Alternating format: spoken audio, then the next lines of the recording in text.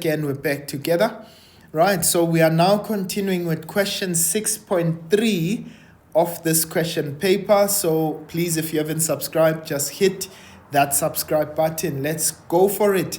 They say determine the average gradient of the function defined by g of x, which is equal to negative 9 over x, between x is equal to negative 3 and x is equal to negative 1. Right, so the average gradient. Now, please remember, all we simply do when we get the negative gradient, firstly, I'm going to get g of negative 3. So that's going to be minus 9 divided by x, but x is negative 3. Okay, so that means that will be equal to 3, just positive 3, right? And what about g of negative 1? That's going to be negative 9 divided by negative 1.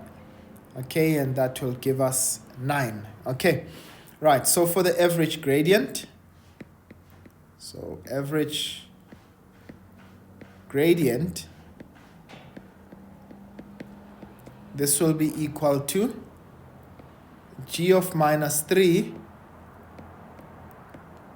minus g of negative 1, and I'm going to divide it by minus 3 minus a negative 1.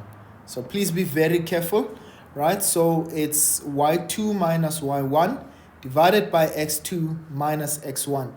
Now remember, there's already a minus sign here, right, in the formula. So remember to put the sign of your respectively of your x and your y. Right, so g of negative 3, we found 3 minus g of negative 1 is 9, so that's minus a positive 9 divided by, we've got minus 3 minus a negative 1, which is plus 1. Okay, so this is going to be negative 6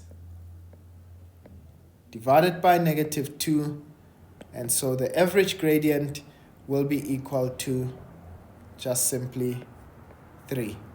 All right, that's how I am going to get that value, right? So we got negative 6 divided by negative 2, that gives us 3.